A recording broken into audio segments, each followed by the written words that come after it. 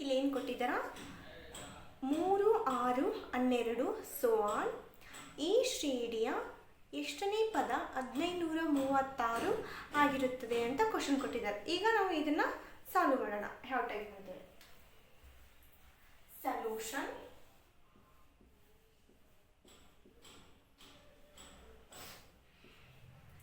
A is equal to 3. ಇದನ್ನ ನಾನು ಏನಂತಿದ್ದೀನಿ A ಅಂತ ಕನ್ಸಿಡರ್ ಮಾಡ್ತೀನಿ. R is equal to T2 by T1.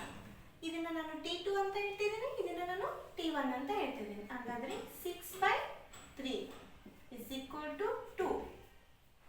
ಅವರು n ವ್ಯಾಲ್ಯೂ ಕೊಟ್ಟಿದ್ದಾರಲ್ಲ, Tn ವ್ಯಾಲ್ಯೂ ಕೊಟ್ಟಿದ್ದಾರೆ. Tn ವ್ಯಾಲ್ಯೂ ಎಷ್ಟು ಕೊಟ್ಟಿದ್ದಾರೆ? 1536 ಕೊಟ್ಟಿದ್ದಾರೆ. ನೆಕ್ಸ್ಟ್ ಸೂತ್ರ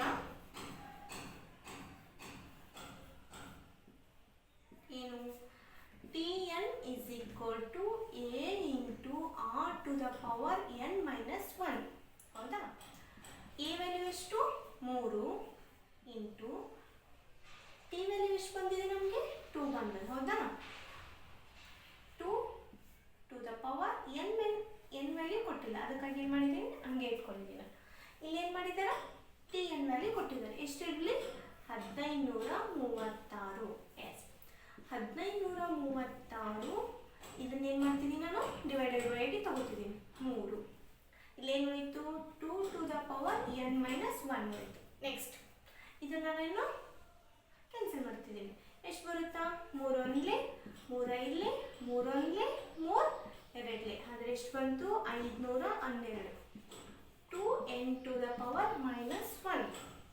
ನೆಕ್ಸ್ಟ್ ಇದನ್ನ ಏನು ಮಾಡಿದ್ದೇನೆ? ಪವರ್ನಾಗ ಅಲ್ಲ, ಅದಕ್ಕಾಗಿ ನಾನು ಇದನ್ನ ಏನು ಮಾಡ್ತಿದ್ದೀನಿ? ಪವರ್ನಾಗ ತಗೋತೀನಿ. ಇದನ್ನ ಎಷ್ಟು ಸರಿ ಗುಣಾಕಾರ ಮಾಡಿದ್ರ 512 ಬರ್ತದೆ ಅಂತಂದರೆ 2 9 ಟು ದ ಪವರ್ ಅಂದರೆ ಎಷ್ಟು?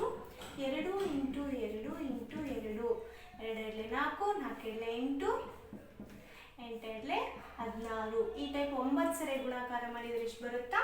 512 ಬರುತ್ತಾ? 2n minus 1. 2 get cancel. ಏನು ಉಳಿತು? ಪವರ್ನಲ್ಲಿ 9n minus 1. -1 ಇದ್ದದ್ದನ್ನು ಈ ಕಡೆ ತಗೋತೀನಿ, +1 ಆಗುತ್ತಾ?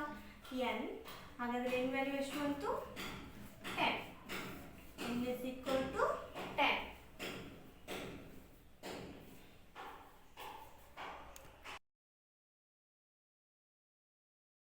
ಮೊದಲನೇ ಕ್ವಶನ್ನಲ್ಲಿ n ಬೆಲೆಯನ್ನು ಕೊಟ್ಟಿರಲಿಲ್ಲ. ಈ ಕ್ವಶನ್ನಲ್ಲಿ ಏನು ಮಾಡಿದಾರ?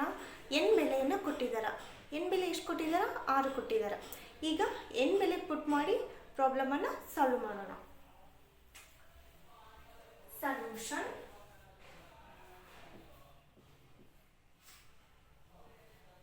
A is equal to 2, R is equal to T2 by T1. T2 ಅಂದರೆ 3 by 2 T1 ನಲ್ಲಿ. ಹೌದಾ? ನಾನು ಇದನ್ನು ಏನು ಮಾಡಿರ್ತಿದ್ದೀನಿ? ಭಿನ್ನರಾಶಿಯಲ್ಲಿ ಅದ, ಅದಕ್ಕೆ ನಾನು ಏನು ಮಾಡ್ತಾ ಇದ್ದೀನಿ? ಹಾಗೆ ಇಡ್ತಾ ಇದ್ದೀನಿ. Next n is equal to 6. ಎಷ್ಟು ಕೊಟ್ಟಿದ್ದಾರೆ? n ವ್ಯಾಲ್ಯೂ 6 ಕೊಟ್ಟಿದ್ದಾರೆ. ಸೂತ್ರ ಏನು ಬರುತ್ತೆ ನಮ್ಗೆ?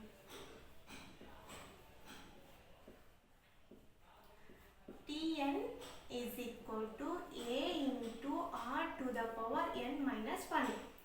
ಹಾಗಾದರೆ A ಬೆಲೆ ಎಷ್ಟದ? 2. R ಬೆಲೆ ಎಷ್ಟದ? 3 by 2. n minus 1. n ಬೆಲೆ ಕೊಟ್ಟಿದ್ದಾರಲ್ಲ, ಹಾಗಾಗಿ ನಾನು ಏನು ಮಾಡ್ತಿದ್ದೀನಿ? R ಅಂತ ಬರಿತಾ ಇದ್ದೀನಿ, ಬೆಲೆಯನ್ನು ಹಾಕ್ತಾ ಇದ್ದೀನಿ. Next 2 as it is. 3 by 2, 6 minus 1. ಹಾಗಾದರೆ ಎಷ್ಟು ಬಂತು? 5. ಇಲ್ಲಿ 2 ಆಸ್ ಇಟ್ ಈಸ್ ಆಗಿ ಇಡ್ತಾ ಇದ್ದೀನಿ.